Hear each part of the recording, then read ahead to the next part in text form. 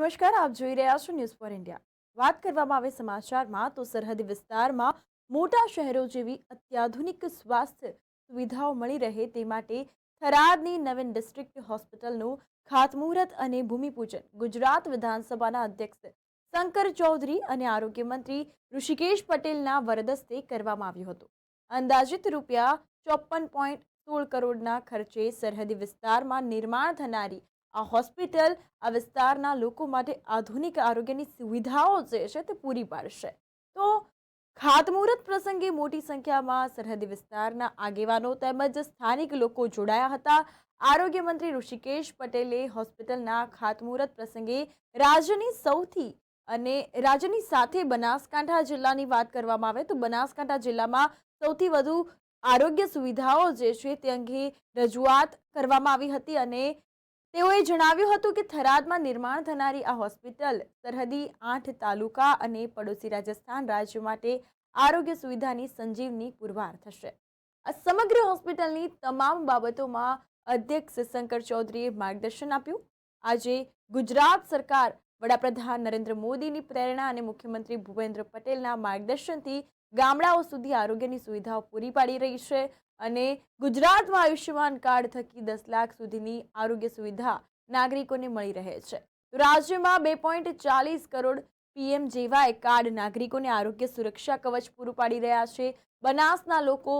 સ્વમાનભેર જીવન જીવે એ માટે વડાપ્રધાન નરેન્દ્ર મોદીએ આ વિસ્તારમાં વિકાસના અનેક કામ કર્યા છે, જેના થકી આજે આ વિસ્તાર પ્રગતિના નવા સોપાન પર રહ્યો છે અને આ પ્રસંગે ધારાસભ્ય પ્રવીણ માળી, માવજી દેસાઈ, લવિંગજી ઠાકોર, જિલ્લા કલેક્ટર વરુણકુમાર બરનવાલ સહિતના આગેવાનો ઉપસ્થિત રહ્યા હતા।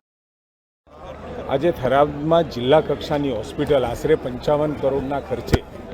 બનવા જઈ રહી છે અને થરાદ એક એવું સેન્ટર છે કે આજુબાજુના 8 થી 9 તાલુકાઓ કચ્છ અને સાથે રાજસ્થાન એ સરહદી વિસ્તાર છે અને રાજસ્થાનથી પણ લોકો અહીંયા આપણા બનાસકાંઠાની અંદર સારવાર માટે આવે છે અને આ જે મેં તાલુકાની વાત કરી ત્યાં આગળ આરોગ્યની વ્યવસ્થાઓ છે પણ ટર્શરી કેરની વ્યવસ્થાઓ માટે અહીંયા બનાસકાંઠામાં Banas medical college, Banas dairy સંચાલિત સાથે ગયા વર્ષે જ આપણે ડીસાની અંદર જિલ્લાની હોસ્પિટલ આપી અને આજે અહીંયા જે ખાતમુહૂર્ત થયું જિલ્લા કક્ષાની હોસ્પિટલ થરાદ મુકામે થયું છે અત્યાધુનિક સગવડો સાથે, એટલે ટર્શરી કેર સુધીની સગવડો અને સારા એવા મહેકમ સાથે કે જેની અંદર સુપર સ્પેશિયાલિસ્ટ હોય એની સાથેની આ હોસ્પિટલ આવતા સમયની અંદર આ મેં કહ્યું એ સમગ્ર વિસ્તાર માટે આશીર્વાદ સમાન પુરવાર થવાના છે। 1.5 વર્ષની અંદર આ હોસ્પિટલ બની જશે અને કાર્યરત થતાં લગભગ 1.5-2 વર્ષમાં સંપૂર્ણપણે મશીનરી સાથે મેડિકલ ઇક્વિપમેન્ટ સાથે કાર્યરત થશે। અરે એમઆરઆઈ આવશે, સિટી સ્કેન આવશે, આધુનિક એક્સરે આવશે, જે સાધન અને સગવડો ડિસ્ટ્રિક્ટ લેવલમાં